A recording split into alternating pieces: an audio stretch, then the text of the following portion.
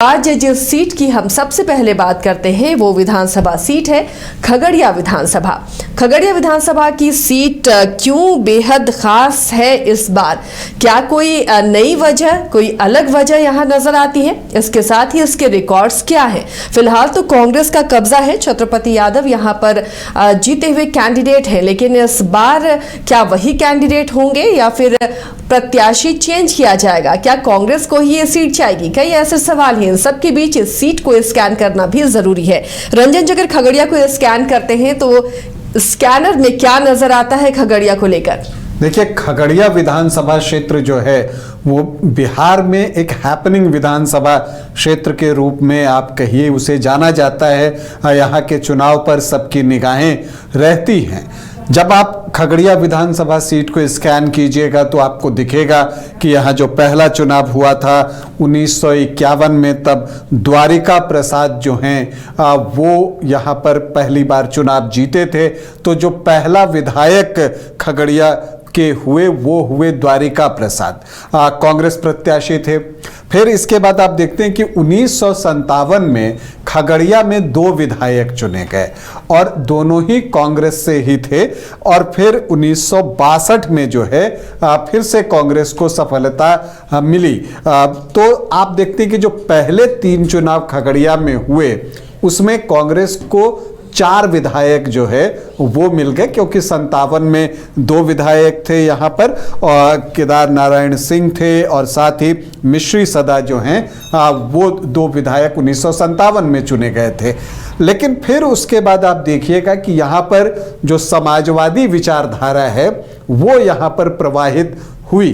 अगली जीत के लिए कांग्रेस को जो है वो लंबा इंतजार करना पड़ा। 1962 के बाद कांग्रेस को जो कामयाबी मिली वो 1985 में जाकर मिली और तब कांग्रेस को यहाँ पर सफलता मिली। सत्यदेव सिंह चुनाव जीते तो लगभग 23 साल का इंतजार जो है कांग्रेस को करना पड़ा। और फिर उसके बाद कांग्रेस का इंतजार 35 सालों का चला और 2020 में कांग्रेस ने यहाँ से चुनाव जीतने में सफलता पाई।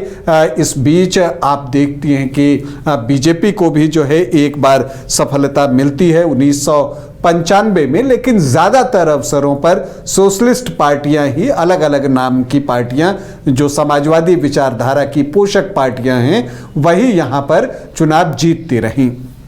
इसके बाद जब आप खगड़िया विधानसभा सीट को स्कैन कीजिएगा तो एक परिवार का इस विधानसभा सीट पर दबदबा भी आपको दिखेगा, और वो परिवार अगर आप कहिए रणवीर यादव का परिवार है।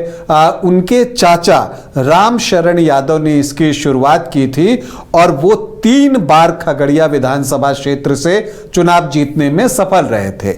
इसके बाद 1990 में रणवीर यादव भी यहां से जीते और फिर बाद में उनकी पत्नी पूनम देवी यादव यहां से 4 बार चुनाव जीतने में सफल रही। तो अगर आप सिर्फ इस परिवार की बात कीजिए तो जो कुल 18 विधायक खगड़िया को मिले हैं उसमें से 8 बार विधायक जो है यही परिवार जो है बना है, रणवीर यादव का परिवार। 3 बार उनके चाचा, 1 बार खुद रणवीर यादव और 4 बार उनकी पत्नी पूनम देवी।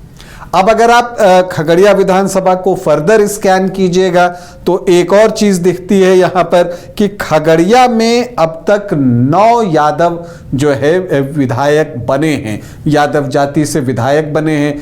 8 तो मैंने अभी आपको गिनती में ही बता दिया, रणवीर यादव के परिवार, उनके चाचा, खुद वो और उनकी पत्नी, और 1 बार पिछली बार कांग्रेस प्रत्याशी के रूप में छत्रपति यादव भी यहाँ पर चुनाव जीते हैं। तो आप देखती हैं कि कुल 9 बार जो है यादव प्रत्याशी यहाँ से चुनाव जीतने में सफल रहे, मतलब 18 विधायक जो बने उसमें 9 यादव जाति से मिले। इसके बाद दूसरे स्थान पर वैश्य जाति से विधायक बने, 3 जो है वहां पर, और इसके अलावा आप देखें तो राजपूत से 2, कुशवाहा से 1, कुर्मी धानुक से 1, कायस्थ से 1 और 1 अनुसूचित जाति के जो है वो विधायक बने। वो 1957 की बात है जब मिश्री सदा यहाँ से चुनाव जीते थे। खगड़िया में अगर हम देखें तो कुल 18 चुनाव हुए हैं, जिसमें कांग्रेस के 6 विधायक बने हैं। 18 चुनाव नहीं, इनफैक्ट आप कहिए कि 18 विधायक चुने गए हैं 17 चुनाव में। तो कांग्रेस के 6 विधायक यहां पर बने हैं। जेडीयू खगड़िया विधानसभा की सीट को 3 बार जीतने में सफल रहा है। तो एसएसपी और निर्दलीय को 2-2 बार कामयाबी मिली है। बीजेपी, भारतीय जनसंघ, जनता पार्टी, एलजेपी और सीपीआईएम को भी 1-1 बार कामयाबी मिली है। तो जब सीपीआईएम को कामयाबी मिली है, जनसंघ भी यहां से जीता है, तो जब आप शुरुआती दौर में जाती हैं तो वहां Congress versus communist versus Jansangh versus socialist, ये आपको चारों ही विचारधारा यहां पर एक दूसरे से मुकाबला करते हुए दिखी हैं। हालांकि बाद में ये आमतौर पर सोशलिस्ट पार्टियों के बीच ही मुकाबला सिमट गया था, लेकिन फिर 2020 में कांग्रेस की एंट्री हुई है।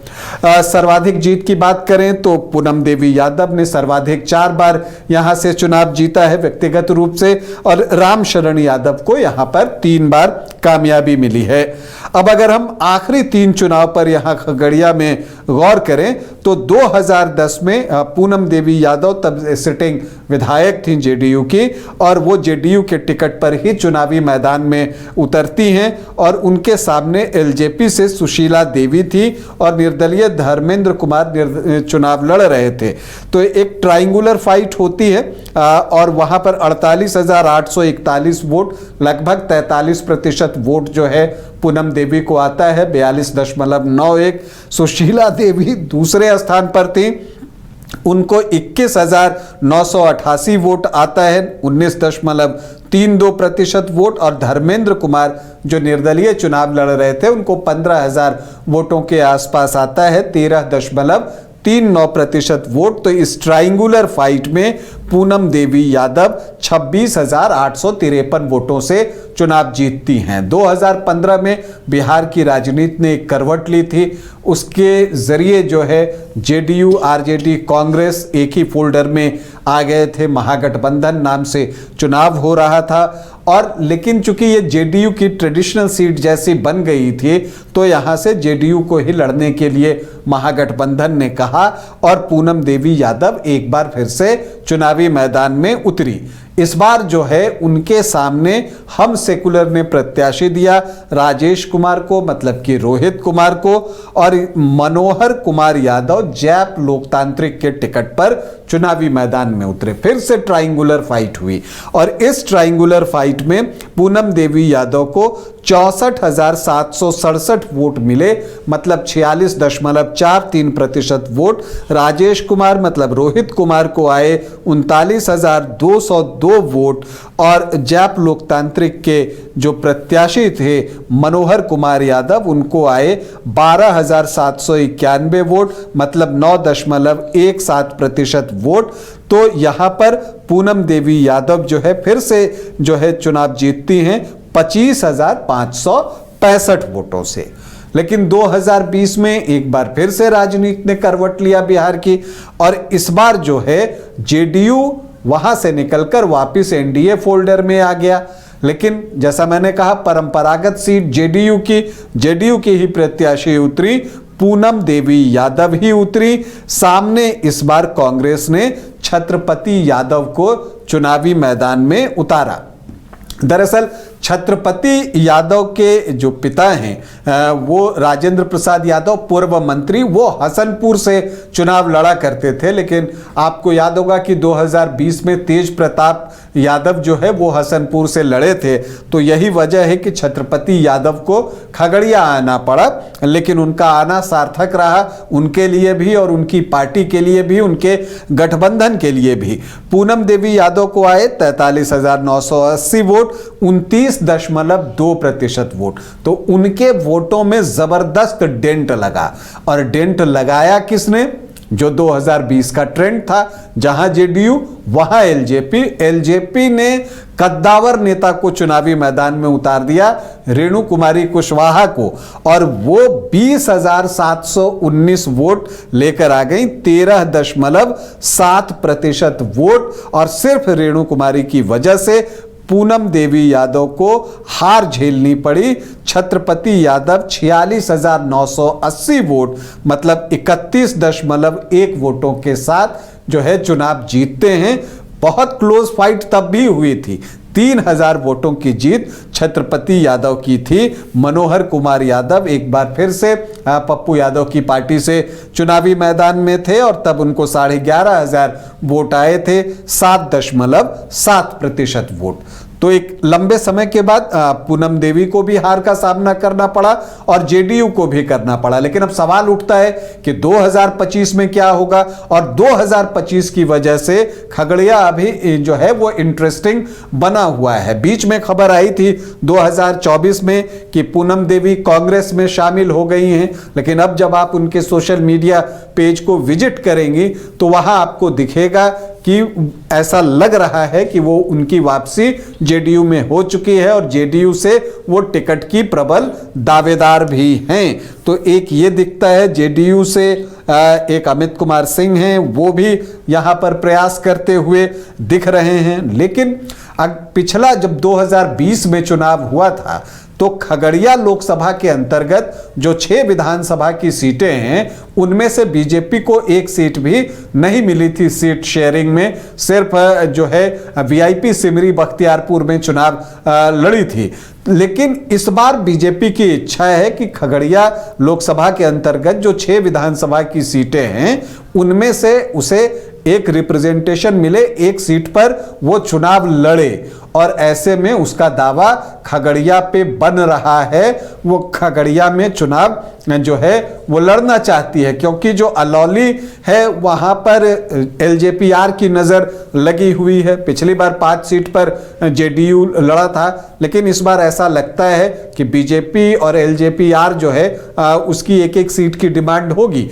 तो खगड़िया पर बीजेपी की भी नजर है और बीजेपी के पास यहां कैंडिडेट भी है। संजय खंडेलिया बीजेपी के प्रदेश उपाध्यक्ष हैं, वैश्य जाति से आते हैं। और आपको बताऊं कि बीजेपी को जो यहां एक बार सफलता मिली है तब भी वैश्य प्रत्याशी ही थी। चंद्रमुखी देवी जो है 1995 में बीजेपी के टिकट पर चुनाव जीती थी। तो बीजेपी की तरफ से एक संजय खंडेलिया का दावेदारी दिख रहा है।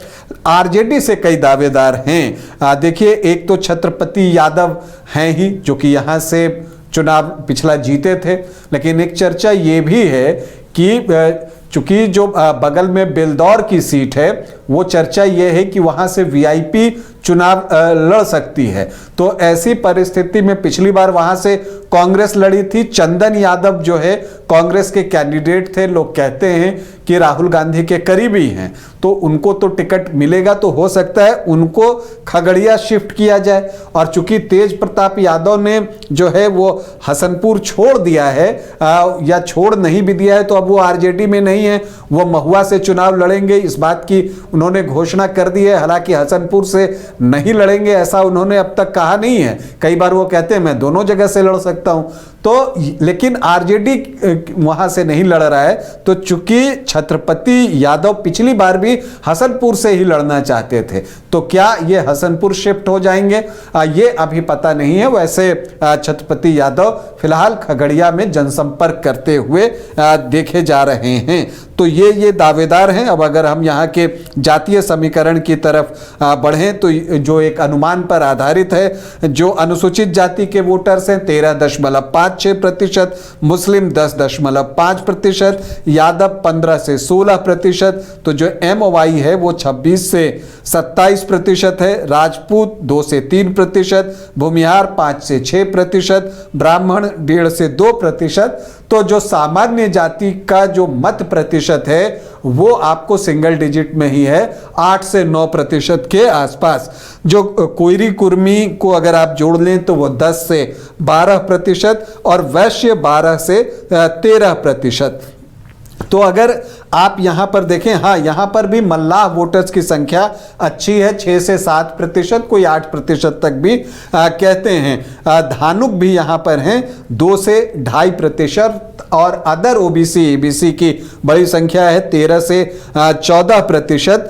तो आप यहाँ पर एक चीज देखिएगा कि एमवाई तो है, लेकिन चूंकि अगर पूनम देवी यादव चुनावी मैदान में आती हैं तो यादव वोटों में बंटवारा भी हो जाता है वहां पर। अब इस बार देखना यह है कि किसे प्रत्याशी बनाया जाता है। देखिए, रेणु कुमारी जो पिछली बार एलजेपी के टिकट पर चुनाव लड़ी थी, उन्होंने आरजेडी ज्वाइन कर लिया है और वो केंद्रीय महासचिव भी बनाई गई हैं। लेकिन ऐसा दिख रहा है, जब उनके सोशल पेज पर मैं विजिट कर रहा था, वो बिहारीगंज के लिए ज्यादा मेहनत करते हुए दिख रही हैं, तो शायद वो यहां से चुनाव न लड़े खगड़िया से, ऐसा दिखता है। तो अगर यहां पर जो फैसला होना है खगड़िया में, अनुसूचित जाति के 13.56, अदर ओबीसी ईबीसी 13 से 14%, और अगर उसमें आप सहनी और धानुक को जोड़ दीजिए तो 9-10% और हो जाता है। तो जो अदर ओबीसी ईबीसी का कोटा है वो 20-22%, 24% के आसपास, और उसमें 13 और जोड़ दीजिए तो लगभग 37% जो है अनुसूचित जाति और अदर ओबीसी ईबीसी का कोटा होता है। तो उसमें बड़ा शेयर कौन निकाल कर अपने पास लाता है, इस पर जो है बहुत कुछ निर्भर करेगा। हालांकि अगर आप देखें तो यहां लोकसभा चुनाव में राजेश वर्मा एलजेपीआर के प्रत्याशी थे, 19,787 वोटों से उनको लीड मिली है यहां पर खगड़िया विधानसभा क्षेत्र में। तो एनडीए, अगर आप समीकरण के हिसाब से देखें तो एनडीए का पलड़ा भारी दिखता है, लेकिन सब चुनावी समीकरण क्या बनता है और कौन कौन से प्रत्याशी उतरते हैं, जनसुराज किस जाति से प्रत्याशी देता है, क्या वो फिर से कोई कुशवाहा यहां पर प्रत्याशी बनाता है, ये सारी चीजें जो है काउंट करेंगी चुनाव परिणाम पर। तो खगड़िया में एक रोचक मुकाबला होने जा रहा है। तो ये खगड़िया की जंग, खगड़िया का मुकाबला था और बेहद रोचक मुकाबला होगा, जिस पर हमारी नज़र बनी रहेगी और जैसे जैसे सीटों को लेकर अपडेट होगा आप तक हम पहुंचाते रहेंगे।